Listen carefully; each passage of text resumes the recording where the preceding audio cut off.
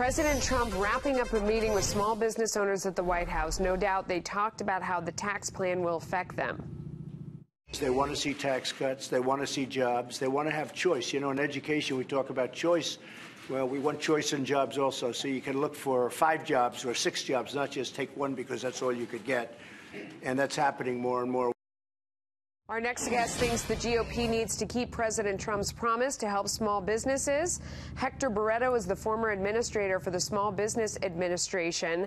So you're not happy with the bill as it stands? What has to come together in conference in order for you to be satisfied with this?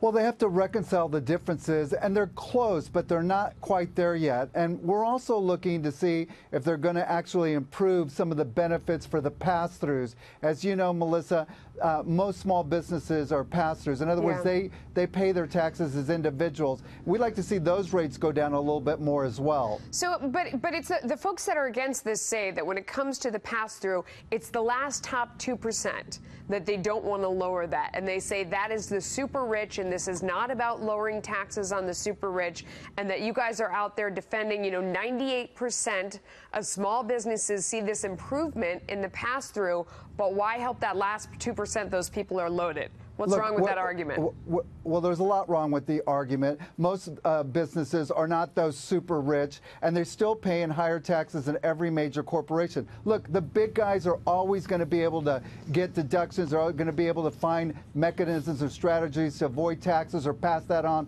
to their customers. Small businesses cannot do that, and that's one of the reasons they've been struggling for the last 8 years. Finally, they're starting to feel optimistic about the possibilities, but we can't delay this. This has to happen. They got to get approved this year, and it's got to take effect next year. So the last time I had this conversation was being the devil's advocate on the other side. They said, well, when it comes to corporations, that's a corporation paying the tax, and then all the individuals in there then pay tax on their income. So there's 2 taxes there. But for the small business owner in the pass-through tax, that's their income tax and their business tax. So it's sort of, even though, you're saying that they're not getting the same benefit as large corporations, that's not true, because the large corporations are getting the deduction, but then all the people who get the benefit of that then pay income tax again. I hate all of it, but this is the way it works. So well, that's one of the reasons that we've got to have reform. It's too complicated. Small businesses don't have the advantages that the big guys, and they cannot pass those costs on to their customers.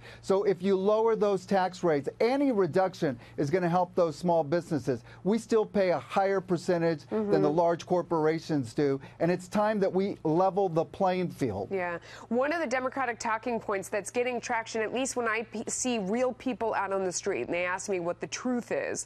One thing that's getting traction is this idea that the plan is bending over backwards to help companies and help small businesses and large small businesses, but that's at the expense of making individuals pay for it.